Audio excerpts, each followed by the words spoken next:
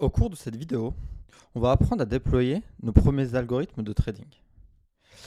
Soyez indulgents, c'est la première vidéo sur la chaîne et l'objectif de la chaîne YouTube ici, ce sera de démocratiser les algorithmes de trading, de partager mon expérience professionnelle que j'ai accumulée au cours de ces 8 dernières années en travaillant en tant qu'algorithmique trader. J'ai d'abord travaillé à la Banque Centrale Européenne, puis j'ai bossé à la City à Londres pendant à peu près 5 ans et aujourd'hui je travaille à Dubaï. Et enfin, de débattre aussi entre nous sur le monde de la finance. La vidéo aujourd'hui se déroulera en 3 points. Tout d'abord, on va avoir une vision globale de ce que sont les algorithmes de trading, avoir une première vision globale. L'objectif de cette vidéo, c'est surtout une introduction pour que tout le monde ait un premier lien avec ces algorithmes de trading. Ensuite, on va parler du matériel, des prérequis qu'on doit avoir avant de commencer dans ce domaine-là. Et enfin, on va commencer à coder notre premier algorithme. Si jamais vous êtes débutant, écrivez-le moi dans les commentaires. Je vais vous faire une vidéo sur comment installer les langages de programmation. Ici, c'est pas une chaîne de scam ou une scan où je vais vendre des bots ou quoi que ce soit. Bon, ça peut-être dans le futur, mais c'est pas du tout l'objectif pour l'instant. C'est vraiment de partager et vraiment de créer du contenu pour débutants, c'est-à-dire pour commencer à créer nos premiers algorithmes de trading, comment installer Python, comment pousser nos premières lignes de code. Je pensais peut-être faire une vidéo dans ce sens-là, mais dites-moi si ça vous intéresse. Je ne connais pas après votre niveau, je ne sais pas ce qui vous intéresse. Donc n'hésitez pas à interagir. Donc voilà. Donc commençons par le premier point qui est qu'est-ce que sont les algorithmes de trading et où se situent les algorithmes de trading dans le monde de la finance. Pour cela, commençons par nous poser la question sur que sont les algorithmes de trading. Pour cela, commençons par avoir une vue globale du monde de la finance et de l'investissement. Dans le monde de la finance et de l'investissement, nous avons deux grandes écoles. La première est le monde du trading et la seconde est le monde de l'investissement. La grande différence entre le trading et l'investissement sera tout d'abord le temps d'action. Le monde du trading va requérir plus d'heures de travail, c'est-à-dire vous allez devoir donner, on va dire, une dizaine d'heures par semaine, donc à peu près 2 heures par jour. Ou si on va sur du trading plutôt court terme comme du swing, on va être sur du 3, 4 à 5 heures par semaine. Alors que le monde de l'investissement va requérir entre 5 heures par mois à une grosse dizaine d'heures par an. Et le monde des algorithmes de trading va se situer à cette frontière, mais va être à 90% axé sur le monde du trading. Il y a une partie des algorithmes de trading qui vont être utilisés, par exemple, sur de l'investissement, comme des algorithmes de portfolio management, du management de portefeuille. Et les algorithmes de trading que nous allons appliquer au cours de cette vidéo se situeront surtout sur le monde du trading, qui est un monde qui sera plutôt sur du court terme. Ici, le monde du trading, ça sera une vision micro, c'est-à-dire on va regarder sur qu'est-ce qui se passe au niveau micro d'une action. Est-ce que au niveau micro, l'action va avoir tendance à monter ou à descendre, alors que le monde de l'investissement va surtout regarder la valeur intrinsèque d'une action ou d'un actif financier. Par exemple, Warren Buffett, si c'est une personne que vous devez connaître, Warren Buffett est plutôt une personne qui va regarder sur du long terme. L'un des credos de Warren Buffett est de regarder le profits out of earning ratio, c'est-à-dire regarder la valeur intrinsèque de l'entreprise sur ce critère-là, c'est-à-dire le profit réalisé par rapport à ce que l'entreprise va capter. Donc, c'est-à-dire c'est des valeurs intrinsèques de l'entreprise pour une vision long terme, c'est-à-dire est-ce que cette entreprise est viable sur les 10 prochaines années avant de pouvoir acheter une action. Alors que le monde du trading va avoir une petite partie au niveau macro, ici ça va être du niveau macro, c'est-à-dire une vision globale d'une entreprise. Cependant, on va surtout avoir une vision micro. Et les algorithmes de trading se tireront sur cette frontière à, je dirais, 95% de micro et 5% de macro. Désormais, la seconde question à se poser est quel est l'objectif des algorithmes de trading? L'objectif des algorithmes de trading sera de nous remplacer lors d'une transaction financière. Par exemple, prenons l'exemple de l'individu lambda, on va l'appeler Jean-Charles. Par exemple, Jean-Charles, lorsqu'il va effectuer une opération financière, c'est-à-dire il va vouloir acheter un actif financier, qu'est-ce qui va se passer? Il va se rendre chez son broker. Ça peut être Trading 212, ça peut être Binance pour le marché de la crypto, ça peut être DeGiro. Et le broker va lui-même exécuter cet ordre en partant acheter directement au niveau du marché financier. Par exemple, si Jean-Charles veut acheter une action Nvidia, il va se connecter sur Trading 212 et Trading 212 va envoyer une requête directement à Wall Street pour acheter l'action en question. Et l'action en question, par exemple, ça peut être Nvidia. Wall Street va valider l'achat d'Nvidia. Il va envoyer cette action à Trading 212 qui va le mettre en exergue sur le compte à Jean-Charles. Et ici, la partie prenante qui s'appelle Trading 212, c'est ce qu'on appelle un broker.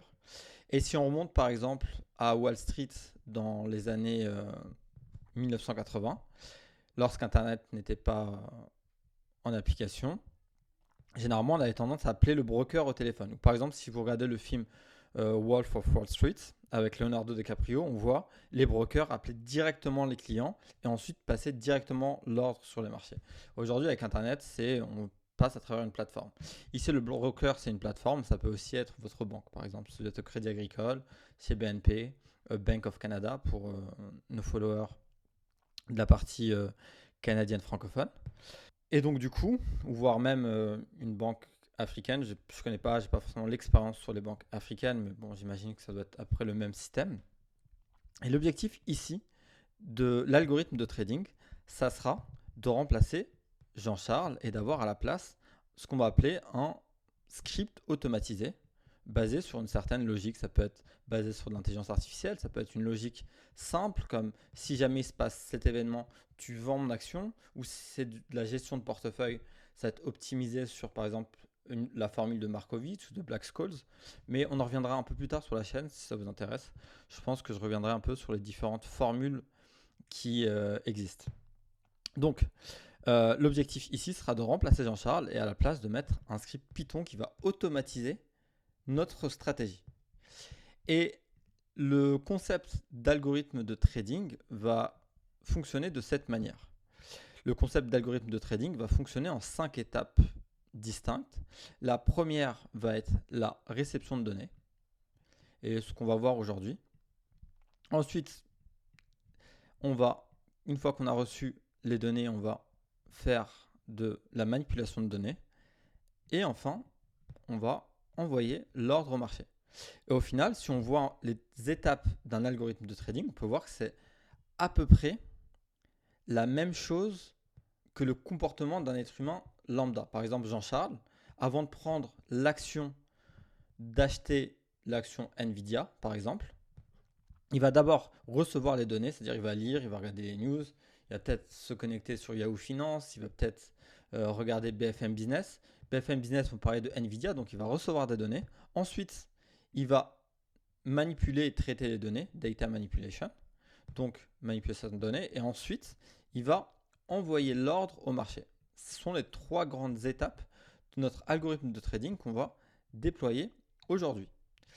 Donc, maintenant qu'on a résolu ce point sur la vision globale de ce qu'est un algorithme de trading, posons-nous la question du matériel requis afin de commencer dans ce domaine. Le matériel requis est très simple. Il vous faut tout d'abord un ordinateur. Ça peut être un Mac, un Windows, voire même un Linux. Ça marche très très bien sur Linux.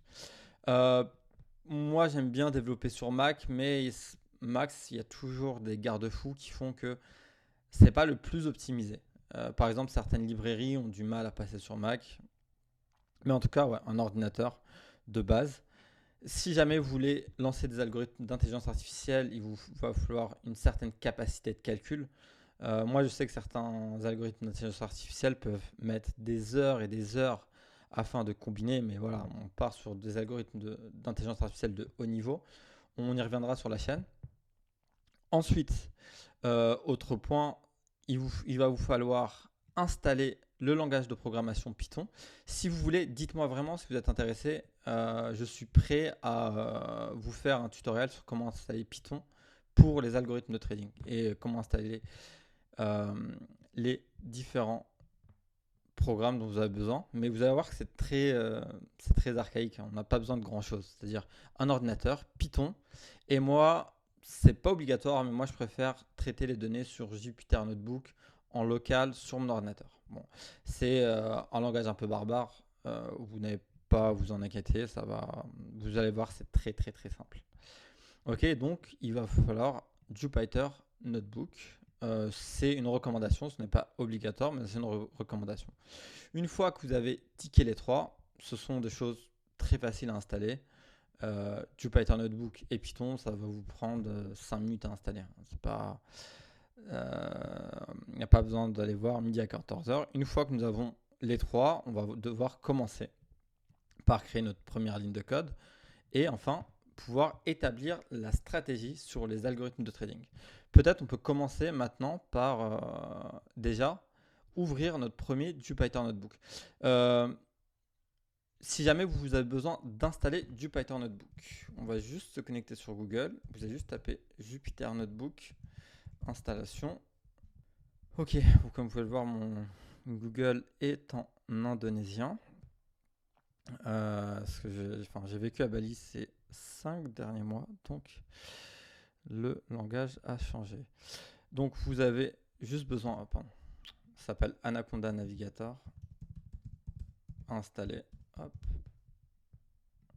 On va juste taper Anaconda Navigator installation. Vous allez cliquer ici, hop, cliquez sur Download Anaconda.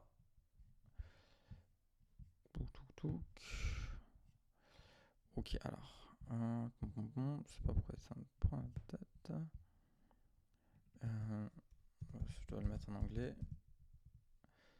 Install, et vous avez juste à taper votre type. Moi, par exemple, c'est un Mac. Cliquez là et cliquez sur installer.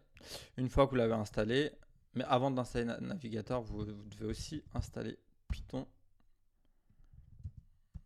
Tu mets télécharger, vous pouvez le mettre en français. Et vous allez simplement cliquer, sur télécharger Python 3.12. L'objectif, c'est au moins d'avoir Python 3.4 parce qu'il y a certains codes que je vais vous partager qui ne sont pas admissibles sur Python, sur une version inférieure à Python 3.4. Et d'ailleurs, il y a Python 4.0 qui va sortir incessamment sous peu. Ça va être une grosse révolution. Peut-être que je ferai une vidéo sur les nouveautés de Python 4.0. Voilà, une fois que Python et Anaconda sont installés, on va pouvoir partir sur la prochaine étape qui sera de lancer notre premier algorithme de trading.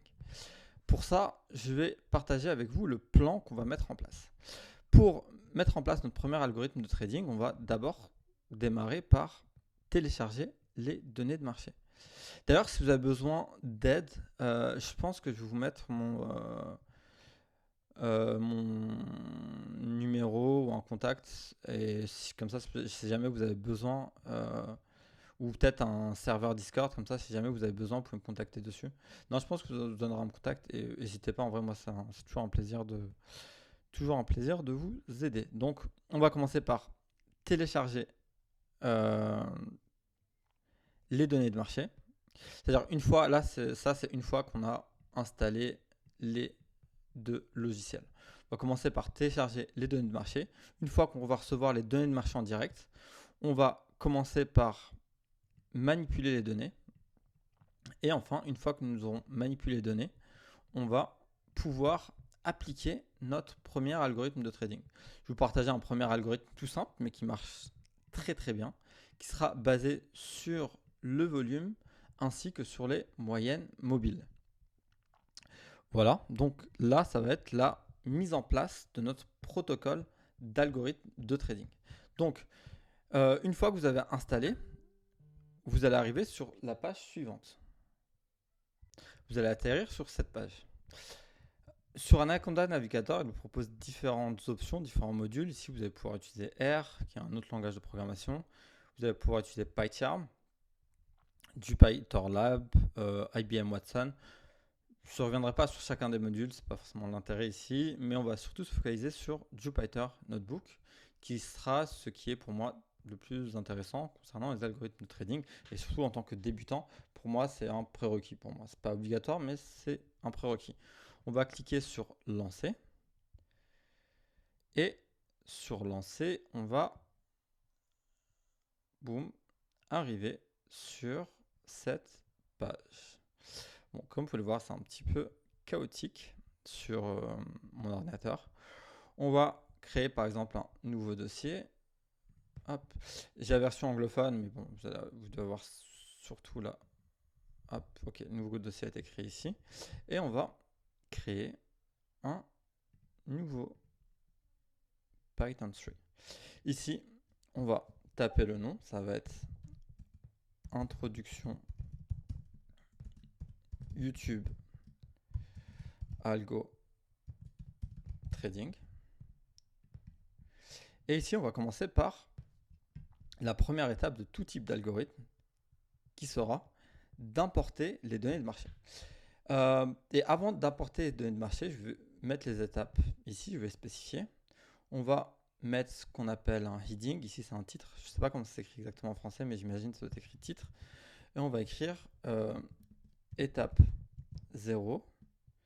Et l'étape 0 sera l'import de librairie. Les gars, par ailleurs, si jamais vous souhaitez commencer à avoir un petit tutoriel sur comment commencer les algorithmes de trading, je vais mettre un lien dans la description, vous allez pouvoir vous connecter dessus. C'est un cours Udemy que j'ai mis en ligne, mais bon voilà, vous pouvez vous connecter dessus et puis il y a directement tout un tutoriel, j'explique les librairies, etc.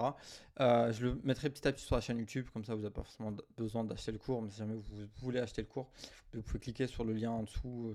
C'est un prix, je vous mets un prix qui est assez ridicule, mais je pense que ça peut être assez intéressant. Je sais pas pour combien de temps je vais le laisser sur Udemy, mais pour l'instant il est dessus, donc voilà. Peut-être que je le laisserai pour le long terme. En tout cas, profitez-en, vous pouvez cliquer dessus. Et voilà. Puis là, limite, vous pouvez m'envoyer un message si jamais vous êtes étudiant, je peux vous le donner gratuitement. Ça me dérange pas. Donc, étape 0, ça sera l'import de librairie. Ensuite, l'étape 1, une fois qu'on a importé les librairies, ça sera importer les données de marché. Boom, ça on va le mettre en markdown. Ensuite, étape 2, une fois qu'on a importé les données de marché, ça va être manipulation de données. Hop, on va le mettre en étape 2. Enfin, étape 3, ça va être mise en place de notre stratégie. Hop.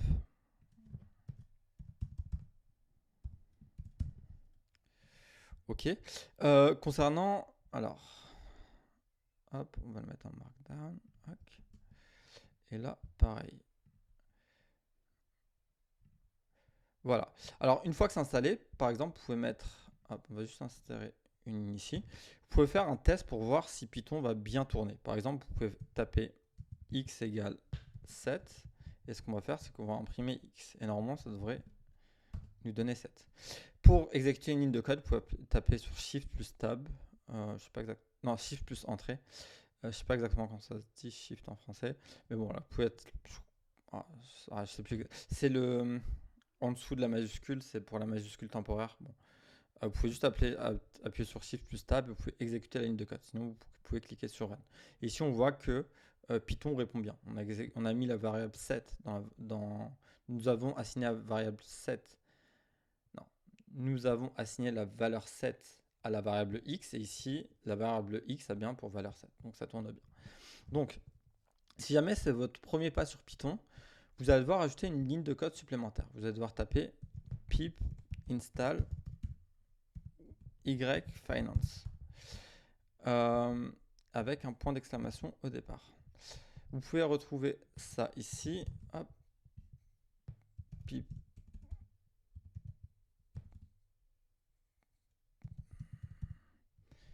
install Finance, vous allez pouvoir le retrouver directement. Un truc que vous pouvez faire aussi, c'est ça. Si jamais vous avez peur de faire des fautes d'orthographe, vous pouvez juste copier-coller et hop, et le coller ici. N'oubliez pas, vous pouvez juste l'exécuter comme ça ou rajouter le point d'exclamation. Et une fois que c'est installé, si vous voulez, contactez-moi, je vous mettrai sûrement le code sur Discord, comme ça vous pouvez juste le télécharger si vous voulez. Ce sera peut-être plus simple. Je vous vois un serveur Discord et je le mettrai dans la description, comme ça vous allez pouvoir le télécharger. Ou écrivez-moi dans les commentaires, ou contactez-moi, je vais pouvoir directement vous envoyer le code de la vidéo. Ok, donc pip install Yahoo Finance. Et une fois que vous avez installé ça, on va installer deux packages. On va importer deux packages, Pandas ASPD. Pandas, ça va être pour le traitement de données. Et on va importer YFinance as YF. Voilà, on va exécuter. Et une fois qu'on a importé les deux données, on va commencer par importer les données de marché. Pour cela, j'ai un truc à vous recommander, c'est sur mes articles que j'ai publiés. Il y a un article que vous allez pouvoir retrouver sur ma page Medium, qui est super intéressant, où j'explique comment télécharger les données de marché avec Binance.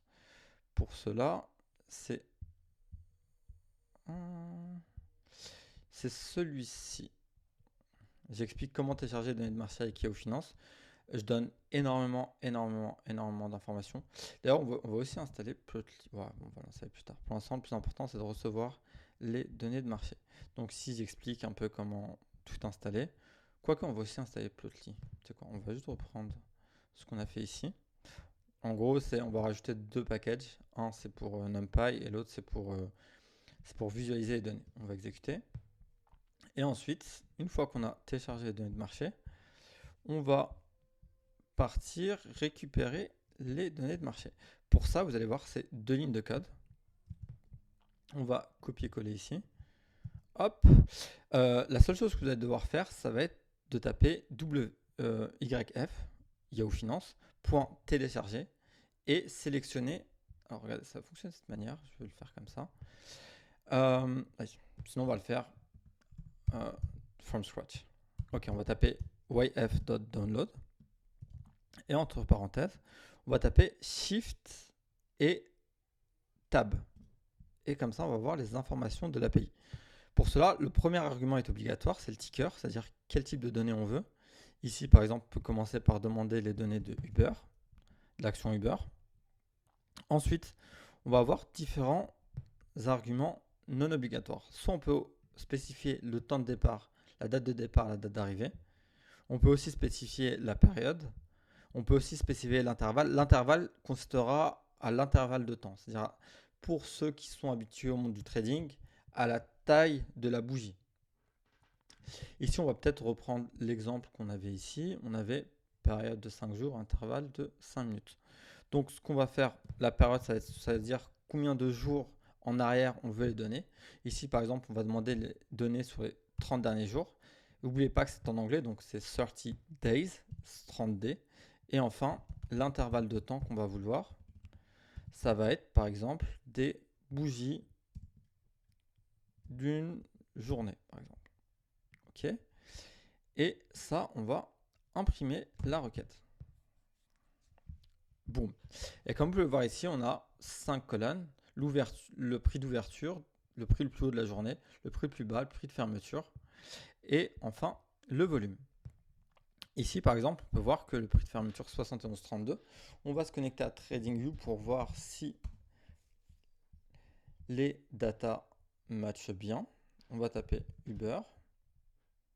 On peut voir que là, le prix actuel est à 71,41. Et si on va sur Finance, il y a un léger gap. Cependant, oui, là, on a le prix d'Uber, mais ça dépend du broker. Si on va sur Yahoo Finance, parce qu'on prend les données directement de Yahoo Finance. Hop, on va taper Uber, on va regarder le prix en direct. 71,37. On va relancer notre recherche de données. Et là, on voit qu'on a 71,34. On voit qu'on est quasiment au prix correct. Et d'ailleurs, si on réduit l'intervalle, par exemple, si on met des intervalles de 5 minutes, on va prendre juste la dernière journée avec un intervalle de 5 minutes, 71,37, on voit qu'on est au prix correct. On a 71,37. On peut voir que les données sont bien en direct. Donc, une fois qu'on a commencé par recevoir les données de marché, il va falloir définir une stratégie à appliquer sur nos algorithmes de trading. On va devoir retourner sur notre tableau blanc afin de dessiner notre stratégie de trading que nous allons mettre en place. Donc, retournons sur notre tableau blanc. Ici, sur notre tableau blanc, on a défini ça en 3 points. Un, c'est le téléchargement de données. Ensuite, c'est la manipulation de données. Et enfin, c'est l'application de l'algorithme. Au niveau de la manipulation de données, ici, je vais simplifier ce processus parce que ce processus peut être très long. Ça va partir sur le nettoyage de données. Si jamais vous recevez certaines données qui ne sont pas totalement propres ou d'usage. Ici, j'ai pris une librairie de données qui est très simple pour recevoir les données de marché pour notre premier algorithme. Mais vous allez voir qu'on va passer avec des données avec un certain broker comme Interactive Broker ou Binance. Les données ne seront pas toujours très propres, donc il y aura du nettoyage de données à faire. Je vais utiliser des termes anglophones parce que c'est important de s'y référer le plus rapidement possible et d'être habitué le plus rapidement possible aux termes anglophones. Donc c'est ce qu'on appelle data cleaning. Il y aura les garde-fous qu'on va faire, c'est-à-dire vérifier que les données reçues sont cohérentes. C'est-à-dire on va faire un test de cohérence de données en vérifiant les demi-values, c'est-à-dire les valeurs stupides. Comme par exemple, si jamais on reçoit une valeur qui est 10 fois supérieure à la valeur normale du marché, ça voudrait dire qu'il y a un bug au niveau de la réception de données, ce qui est possible parce que les API sont faits par des êtres humains qui sont faillibles. Et même les plus grands brokers comme Binance ou Interactive Broker, parfois vous envoient des demi-values. Des fois, on va recevoir des non-attributed, des NA values, c'est-à-dire des valeurs non attribuées, c'est-à-dire des 0 ou des NA. Et pareil, il va falloir. Mais voilà, toute cette partie-là, on va la zapper parce que ici, ça va être surtout notre premier algorithme de trading. Ensuite, plus tard sur la chaîne, je vous ferai des algorithmes un petit peu plus avancés. Ici, au niveau de la manipulation de données, on va zapper la partie plus profonde et on va surtout se focaliser sur les champs calculatoires qu'on va devoir mettre en place. Ici, on a reçu les données de marché. Ensuite, afin de pouvoir prendre notre décision de trading, il va d'abord falloir, avant toute chose, avant de mettre ça en place, définir quelle stratégie de trading mettre en place. Pour cet exemple-là, je vais vous partager une stratégie de trading très bien connue qui s'appelle les moyennes glissantes, les moyennes mobiles, ou aussi moving average en anglais. Que sont les moyennes mobiles? Repartons ici, partons sur notre stock Uber. Ici, ce que j'ai dessiné, ce sont des moyennes mobiles. Ici, nous avons une moyenne mobile à 200 jours, ici à 50 jours. On va réduire la fenêtre, on va partir sur du 5 minutes. Ici, c'est pareil, on a toujours nos moyennes mobiles. Hop. Et par exemple, une des conditions qu'on va pouvoir mettre en place, ce sera de dire lorsque j'ai ma moyenne mobile 50 périodes de 5 minutes qui passe au-dessus de ma moyenne mobile 200, je vais passer un ordre d'achat. Par exemple, si jamais nous avons passé un ordre d'achat à ce moment-là, lorsque nous sommes passés au-dessus, et nous revendons au moment où nous passons en dessous, nous avons pu faire un profit d'1%. C'est ridicule, mais ici c'est surtout pour l'exemple. Bien entendu, sur une période aussi petite, nous n'allons pas utiliser de moyenne mobile 50 et 200. Ça, c'est un autre sujet. Bon, là, ici, juste pour l'exemple, on va utiliser ça. Quoi qu'on peut aussi réduire les moyennes mobiles. Par exemple, on peut passer sur des moyennes mobiles 21 et une moyenne mobile à 7. Hop. Et ici, on peut faire passer où quand la moyenne mobile de 7 est supérieure à la moyenne mobile sur 21 périodes, on va à l'achat. Ici, comme par exemple, on peut voir que nous passons un très beau trade ici qui va fermer ici, donc un trade à 1,71% sur une journée ouverte sur le stock Uber. Et ensuite ici, on va voir aussi un très beau short qui va être suivi par un très beau short, très beau short avec 1,78% de profit. Donc, maintenant que nous avons l'algorithme que nous allons mettre en place, il va falloir définir quel champ calculatoire nous allons avoir besoin. Donc, qu'est-ce qu'il va falloir? En plus de nos données de marché, il va nous falloir calculer nos moyennes mobiles. Donc, il va nous falloir calculer notre moyenne mobile, un moving average à 7 et notre moving average, moyenne mobile, à 21. Hop, il va falloir créer deux champs calculatoires. Si je vais un peu vite, n'hésitez pas à m'en parler, comme ça je ralentirai sur mes explications. Et enfin, nous allons devoir créer un champ, ce qu'on appelle un champ binaire, on va l'appeler boolean en anglais, un champ binaire qui dira, ok, quand MA7 est au-dessus de MA21, on aura une tendance à l'achat. Bon, quoique celui-ci pour le premier algorithme va surtout vouloir visualiser cet algorithme sur cette première vidéo de notre premier algorithme de trading. Vous allez voir à la fin, ça va être très satisfaisant. Donc, commençons par tracer ça. Donc, la première étape en termes de manipulation de données, ça sera de créer ce qu'on appelle en anglais calculated field. En français, ça sera un champ calculatoire. Commençons. Repartons sur notre notebook. Donc, lors de l'étape précédente, nous nous étions arrêtés sur la réception de données de la part d'Uber avec un intervalle de 5 minutes. Donc on a des bougies de 5 minutes. Et ensuite, là, nous allons devoir désormais ajouter deux colonnes. Une avec la moyenne glissante à 7 et une avec une moyenne glissante à 21. Pour reproduire ce que nous obtenons ici, 7 et 21. Dire ici, nous allons partir en short. Ici, nous allons faire un long. Ici, nous allons partir en long. Quand je dis en long, c'est-à-dire on va acheter. Et quand je dis en short, c'est-à-dire on va vendre. L'action. Donc, pour cela, on va devoir ajouter deux champs calculatoires qui sont la moyenne glissante 5 et la moyenne glissante, la moyenne glissante 7 et la moyenne glissante 20. Pour cela, vous pouvez, si jamais vous avez besoin de plus de renseignements, avoir un peu plus de détails, vous pouvez aller sur ma page Medium. Je vais mettre un lien de ma page Medium, je pense en dessous. Il y a énormément de ressources. Et notamment sur cet article-là où je couvre une analyse technique sur l'utilisation des moyennes de données avec des moyennes glissantes, avec un peu plus de détails au niveau des formules. Encore une fois, c'est en anglais, mais il me semble que Medium vous le traduise directement en français. Vous pouvez directement sauter dessus en français, ça explique un peu les différentes étapes. Et notamment, je partage le code. Ici, le code sera celui-ci. On va simplement copier et coller le code. Cet article-là a eu énormément de succès. Hein. J'ai fait plus de 100 000 vues sur cet article-là. Il y a plus de 2300 likes. C'était un article qui a eu énormément de succès. Donc, je le recommande fortement. Donc, on va récupérer ces données. Hop, et on va rajouter ces deux colonnes. On va venir ici, au niveau de la manipulation de données, on va rajouter les deux colonnes ici. Ici, on a appelé data. Ah oui, on va l'insérer à l'intérieur. Nos données, on va les insérer à l'intérieur d'une variable qu'on va appeler data, par exemple. Hop, data sera égal à notre tableau de données. Et ensuite, dans notre tableau de données, on va créer deux colonnes. Encore une fois, si jamais vous avez du mal avec Python, si jamais vous commencez, il y a le lien vers le cours sur l'introduction à Python. Vous allez voir, le cours est vraiment fait pour débutants.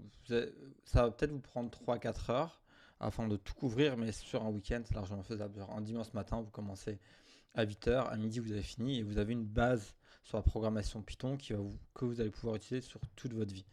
Et ensuite, vous allez pouvoir absorber tout le contenu en ligne de manière beaucoup plus fluide et efficace. Donc, revenons. Ici, on va rajouter deux colonnes. On va rajouter dans notre champ de données data, on va rajouter la colonne MA5, Moving Average 5. On va l'appeler MA7 plutôt. Et hop, et MA21. Ok. Exécutons. Ok, maintenant, désormais, si nous imprimons notre table, on peut voir qu'il y a deux nouvelles colonnes, MA7 et MA21. Bon, MA21 n'a pas beaucoup de données parce qu'on n'a que 30 lignes. Ce qu'on va faire, on va simplement rajouter des journées. On va demander à Yahoo Finance de nous donner 15 jours de data. Et on va réanalyser. Ici, nous avons 1118 lignes. Ensuite, on va mettre en place notre stratégie. Ce qu'on va faire ici, au niveau de notre premier algorithme, on ne va pas encore le lancer avec un broker. Pour lancer avec un broker, je vais vous demander au niveau des commentaires avec quel broker financier vous souhaitez voir cet algorithme de trading lancé. Ici, je vais simplement le visualiser.